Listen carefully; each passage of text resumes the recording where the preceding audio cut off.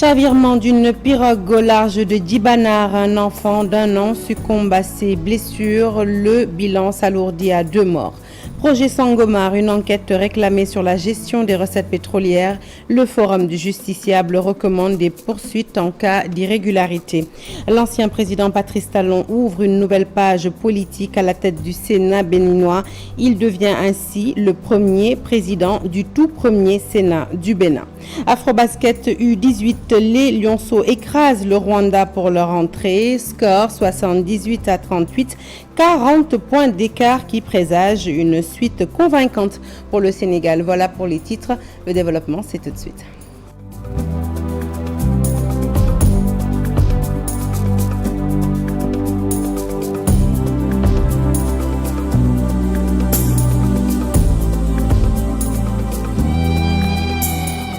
Bonsoir et re-bienvenue à ce journal du nouveau dans le chavirement d'une pirogue au large de Djibanar.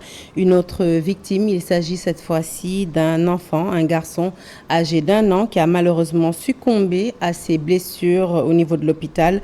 Au total, 2 décès enregistrés dans ce naufrage. Le récit est signé Bakary Conté. Cette pirogue artisanale a quitté Djiréji ce matin pour se rendre à Kounayan dans la commune de Djibanar. Des femmes étaient à bord accompagnées de leurs enfants. Elles allaient à Kounayan pour participer à une cérémonie de mariage. Malheureusement, arrivée au milieu du fleuve, la pirogue a pris de l'eau et a chaviré.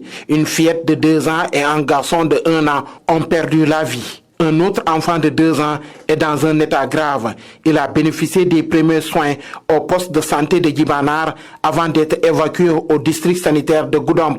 3 femmes grièvement affectées sont aussi en observation au poste de santé de Djibanar. Ce naufrage vient de remettre sur la table la lancinante question des ports des gilets de sauvetage, surtout en cette période de saison des pluies, souvent négligée par les populations. Sédhiou est une région enclavée. Elle est entourée de cours d'eau et possède plus de 20 points de traversée. Il est temps que les forces de défense et de sécurité multiplient le contrôle sur les lieux de passage pour éviter de pareilles situations. L'Assemblée nationale du Sénégal tiendra une session extraordinaire ce lundi 10 août à partir de 10h. Alors à l'ordre du jour figure l'examen des projets de loi sur le Code du travail, le Code de la sécurité sociale et la protection des infrastructures d'information critiques ainsi que des propositions de loi relatives à la modification de l'article 37 de la Constitution et au régime juridique des crédits spéciaux. Les députés devront également se prononcer sur la création de plusieurs commissions d'enquête parlementaire portant notamment sur le foncier, les cessions d'immeubles de l'État, les mécanismes financiers de type TRS, enfin le programme Un étudiant, un ordinateur ou encore les exonérations fiscales ainsi que les licences de pêche. Le Forum du justiciable a saisi le procureur financier pour demander sans délai l'ouverture d'une enquête sur la gestion des revenus pétroliers issus du projet Sangomar. L'organisation évoque un manque de traçabilité des recettes revenant à l'État, révélé par le rapport 2024 de l'ITI et appelle à des vérifications ainsi qu'à d'éventuelles poursuites si ces irrégularités sont effectivement constatées. Le Sénégal et la Banque mondiale qui renforcent leur partenariat. 3 nouveaux accords de financement ont été signés pour améliorer la gestion des urgences, développer les infrastructures dans les zones agricoles et soutenir le développement économique de la Casamance et de l'Est du pays en cohérence avec la vision Sénégal 2050. Pour en savoir plus, je vous propose de suivre ce récit. Il est signé Jean-Paul Ndour. Ces accords portent sur le renforcement du dispositif national de réponse aux urgences, l'amélioration de la connectivité des zones de production agricole, ainsi que le développement économique de la Casamance et de l'Est du Sénégal. Ils traduisent la volonté commune du Sénégal et de la Banque mondiale d'accompagner des investissements structurants au service d'une croissance plus résiliente, inclusive et créatrice d'emplois. Dans son allocution, le ministre de l'Économie, des Finances et du Plan, Cheikh Diba, a rappelé que ces financements constituent des instruments au service de la vision Sénégal 2050 en soutien à la préparation au choc, à la connectivité des territoires, à la transformation des économies locales et aux opportunités offertes aux populations. Pour sa part, Ousmane Diagana, le vice-président de la Banque mondiale pour l'Afrique de l'Ouest et du Centre, a réaffirmé l'engagement de l'institution à accompagner les priorités de développement du Sénégal à travers des investissements favorisant une croissance plus inclusive, plus résiliente et davantage génératrice d'emplois durables. À travers ces 3 nouveaux accords, le Sénégal et la Banque mondiale consolident un partenariat stratégique au service de la transformation économique du pays, du développement équilibré des territoires et de l'amélioration durable des conditions de vie des populations. Une bonne nouvelle, le Centre national anti-poison se renforce avec la réception cet après-midi d'un laboratoire de toxicologie et de pharmacologie entièrement rénové. Cette infrastructure contribuera à améliorer les capacités d'analyse, de diagnostic et de prise en charge des intoxications. La cérémonie officielle de lancement des activités de ce laboratoire, réalisée pour un coût de plus d'1 milliard de francs CFA, s'est tenue cet après-midi dans les locaux du Centre national en présence du docteur Ibrahim Assi, ministre de la Santé et de l'Hygiène publique, que je vous propose d'écouter. Ces propos sont recueillis par Yaya Diallo. Face à l'urgence toxicologique, la rapidité et la précision du diagnostic constituent le premier rempart pour sauver des vies. Cependant, il faut le reconnaître, nos capacités d'analyse demeurent jusque-là restreintes. Grâce à la réhabilitation complète du Centre national antipoison et à l'acquisition d'équipements scientifiques d'analyse de dernière génération, le laboratoire de toxicologie et de pharmacologie clinique s'impose désormais comme un véritable joyau technologique. Il permettra non seulement d'identifier précocement les substances toxiques, mais il renforcera également de manière décisive l'expertise médico-légale dans notre pays, en fournissant aux autorités judiciaires des preuves scientifiques incontestables et conformes aux normes ISO. La lutte contre le dopage, en alignant nos procédures sur les exigences strictes de conformité de l'Agence mondiale antidopage. Mais notre quête d'excellence et de protection sanitaire ne saurait s'arrêter aux portes de nos laboratoires fixes.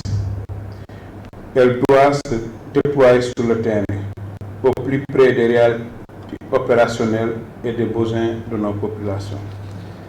C'est tout le sens de la seconde composante de cette cérémonie qui concrétise notre vision d'une santé de proximité, résiliente et équitable à travers la remise officielle de véhicules spécialisés de pointe d'une valeur de près de 1 milliard de francs CFA.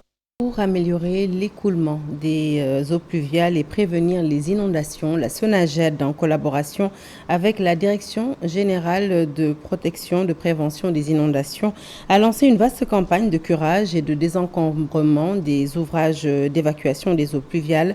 Les interventions concernent notamment les communes de Guédiawaye, Yeumbeul Nord et Rufisque. Et pour en savoir davantage, nous écoutons tout de suite Khalifa Ababakar Sarr, directeur général de la SONAGED, qui nous parle au micro d'Abdou Diouf Diagne et d'Ahmadou Bamba Samba.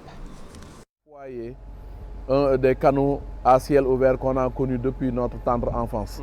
Aujourd'hui, il est évident et apparent que nous ne pouvons pas continuer à travailler sans l'apport également et la complicité des populations de nos cités et de nos foyers.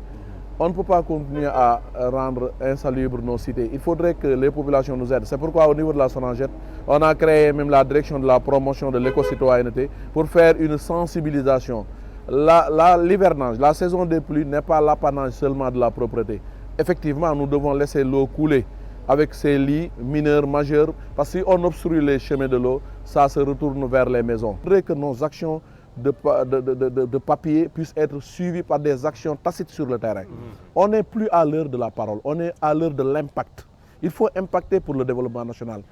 J'appelle les Sénégalais à comprendre que la souveraineté africaine ne se gagne sans le travail. Il faudrait qu'on travaille. La parole ne peut rien régler.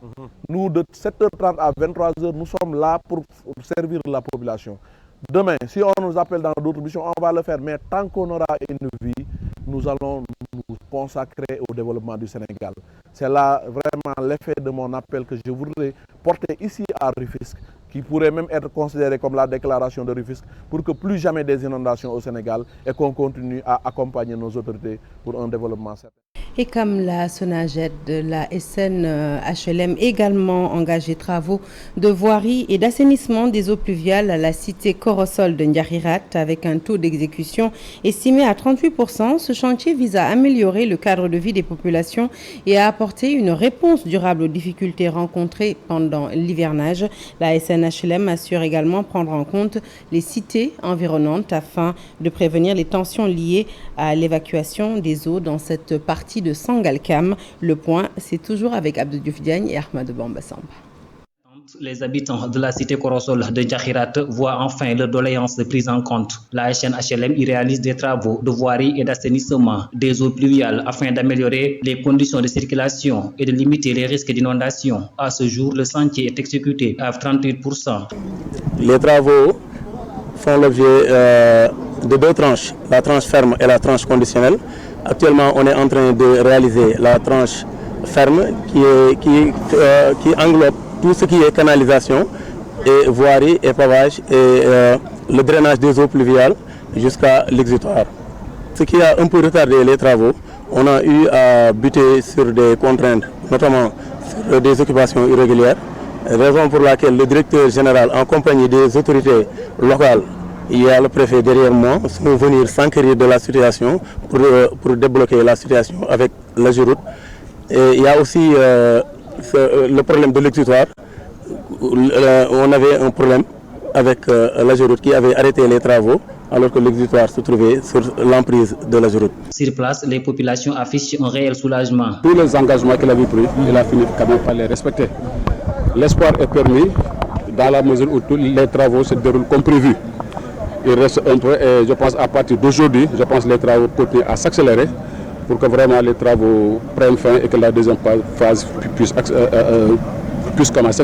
On a eu beaucoup de problèmes l'année dernière, il y a des familles qui avaient quitté leur maison pour aller vraiment habiter ailleurs, mais pour le moment, Dieu merci, alhamdulillah. La SNHLM précise que ce projet a été conçu en tenant compte des cités environnantes afin d'assurer une évacuation efficace des eaux pluviales à l'échelle de toute la zone. Une approche qui se veut préventive dans un contexte où les tensions entre riverains sont souvent vives pendant l'hivernage. Comment mieux accompagner et protéger les enfants victimes de maltraitance? Le Centre de formation judiciaire et la Direction générale de la protection judiciaire et sociale ont réuni 35 éducateurs spécialisés pour répondre à cette exigence. Inscrite dans le catalogue de formation continue 2026, cette rencontre vise à équiper ces professionnels pour mieux identifier, signaler, accompagner, mais aussi et surtout orienter les mineurs en difficulté. Nous écoutons tout de suite Anna Penteliko, magistrate et directrice adjointe du Centre de formation judiciaire qui nous parle au micro de Al-Hassan Ba. La direction générale dans laquelle nous œuvrons est chargée de décrire en tout cas la politique publique de protection de l'enfance de 4 cibles d'enfants particuliers, à savoir les enfants victimes, témoins, en conflit avec la loi et en danger. Et ça, c'est de par la loi. Donc, pour la frange spécifique victime, donc on a estimé devoir en tout cas nous pencher davantage sur leur vulnérabilité particulière pour spécifiquement voir quelle technique pourrait permettre d'identifier et de prendre en charge les formes de violence qui les a rendus vulnérables. Donc c'est tout le sens de cet atelier aujourd'hui qui réunit les chargés de protection que sont les travailleurs sociaux et les éducateurs spécialisés. C'est essentiellement le cœur de métier de la protection judiciaire. Ce sont les éducateurs spécialisés formés au centre de formation judiciaire et employés par le ministère de la Justice dans les centres de prise en charge et dans les services AMO et au niveau central pour l'éducation, la rééducation et la réinsertion des enfants. Allez, nous sommes à quelques semaines du Gamou de Tivaouane et dans sa mission de service à la communauté, l'Université Iba Der Thiam de Thiès, en collaboration avec la mairie de Tivaouane, initie 3 jours de consultation médicale gratuite. Alors, toutes les spécialités sont mobilisées. Plusieurs pathologies ont d'ailleurs été détectées chez les patients, selon le coordonnateur de l'équipe médicale, le professeur Madoki Maguette Diop, qui a déclaré que plusieurs de ces patients justement présentaient des maladies sérieuses et nécessitaient même des évacuations au niveau d'hôpital de niveau 3. Reportage Charanta Diop et Seyla Tir. Du Gamou de Tivaouane, des médecins étudiants de l'université Iba Der Thiam de Thiès sont venus à Tivaouane, la ville sainte, sur l'ouverture du maire pour rendre service à la population. Il s'agit de voir les malades avant qu'ils n'arrivent aux hôpitaux au stade de complications. Pour preuve, dans mon service en médecine interne, on voit des malades diabétiques qui viennent au stade d'amputation. On voit des malades diabétiques qui viennent au stade de dialyse. On voit des malades diabétiques qui viennent et qui ont déjà perdu la vue. Et c'est ce qu'on ne veut plus voir. Et c'est pourquoi nous remercions le maire de nous avoir fait cette ouverture et d'avoir même choisi 3 jours pour qu'on puisse être à la disposition des populations. Alhamdoulilah, à mi-parcours, on est à près de 300 personnes. 300 personnes consultées à mi-journée. L'affluence est monstre. Les populations sont venues de plusieurs quartiers de Tivaouane pour bénéficier de ces consultations médicales gratuites. Le maire félicite l'équipe médicale de l'université Iba Der Thiam de Thiès. Elle a su mobiliser un matériel médical sophistiqué et des médecins compétents.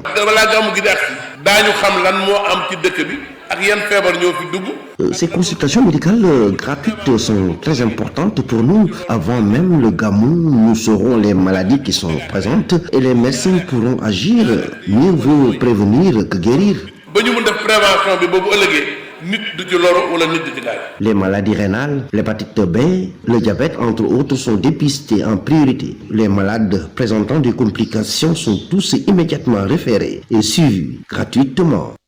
Un nouveau calendrier pour définir de nouvelles dates dans la préparation du pèlerinage au sein de l'islam, des dates qui devront faciliter le Hajj et favoriser un bouclage de toutes les procédures 4 mois avant le pèlerinage. Les agences privées ont organisé une rencontre avec les journalistes. Je vous propose de suivre une consoeur, Ourey Cham et Cheikh Bamba Djoum, qui nous parlent au micro d'Aminata Mbaresso. D'attendre le mois de Ramadan ou la fin des récoltes pour démarrer les inscriptions ou enregistrements des pèlerins. Plus question pour les commissariats au pèlerinage, les délégations générales et les agences privées d'attendre le dernier moment pour venir en Arabie Saoudite pour obtenir l'obtention et la signature tardive des contrats d'hébergement. Il n'est plus question de dépendre des lenteurs administratives de certains pays qui tardent à contracter une compagnie aérienne pour le transport de leurs pèlerins au risque d'atterrir à des dates impossibles ou qui ne correspondent pas aux contrats signés par les organisateurs, qu'ils soient du public ou du privé. Cet agenda saoudien donne avec précision les dates de début et de fin de chaque action, à savoir le choix des camps à Mina Arafat, le choix des fournisseurs de services que nous appelons providers, les dates limites et impératifs de paiement devenus très rapprochés, ainsi que l'enrôlement, c'est-à-dire l'enregistrement des pèlerins. Du Sénégal, l'ancien chef d'État du Bénin, Patrice Talon, élu président du Sénat, une fonction accueillie avec honneur par l'ancien président de la République qui annonce son engagement total pour le bon fonctionnement de l'institution, la toute première d'ailleurs au Bénin. Je vous propose de suivre Patrice Talon. À mon nom personnel et au nom de tout le bureau élu, complété du rapporteur suppléant, notre gratitude pour l'honneur et la confiance que vous venez de nous faire en nous confiant la direction de notre illustre institution pour les 5 années à venir. La convivialité et l'esprit de consensus que nous venons d'instaurer à l'occasion de l'adoption du règlement intérieur de l'institution et de la désignation de son bureau nous honore tous et constitue un gage certain pour l'accomplissement de notre mission avec responsabilité, dignité et efficacité dans l'intérêt supérieur exclusif de notre beau et grand pays. À titre personnel, je voudrais vous rassurer de ma disponibilité, voire de mon engagement à œuvrer au bon fonctionnement d'un Sénat qui sera pour nous comme une famille. Je donnerai le meilleur de moi-même et je veux compter sur chacun de vous pour nous rappeler à l'ordre chaque fois que nous ne serons pas à la hauteur.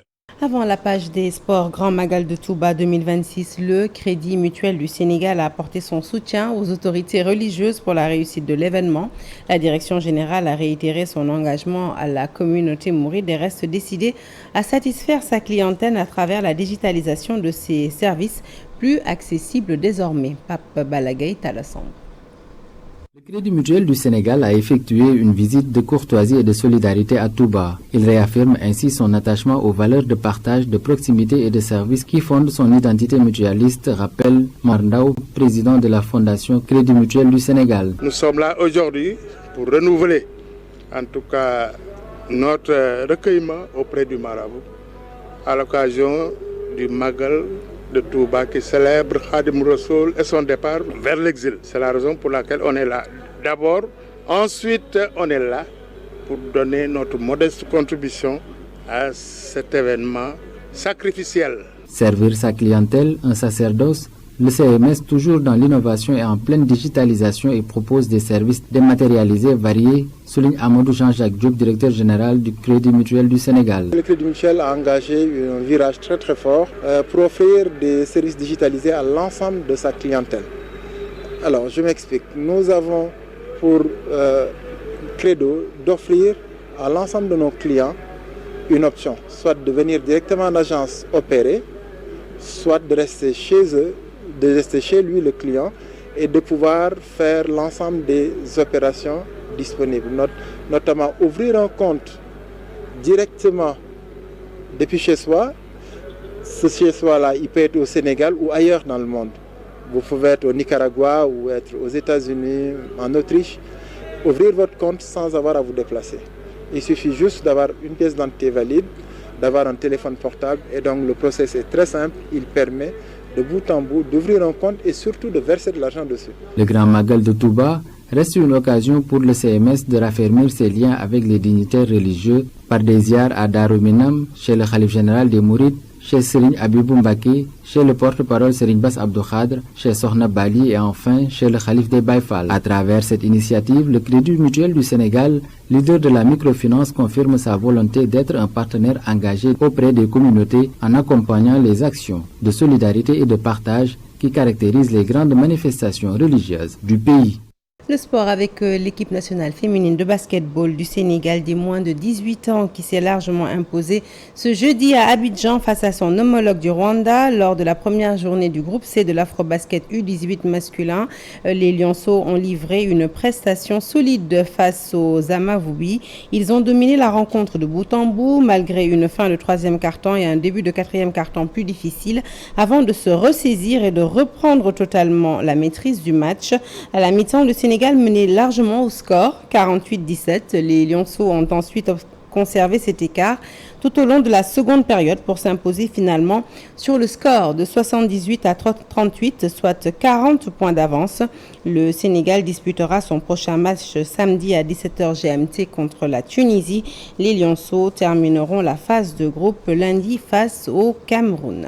La ministre même, je dirais, de la Jeunesse et des Sports, Djirey Clotilde Coly, a tenu sa première rencontre avec les fédérations sportives, une concertation nationale pour de meilleures planifications et l'annonce du retour des conventions d'objectifs.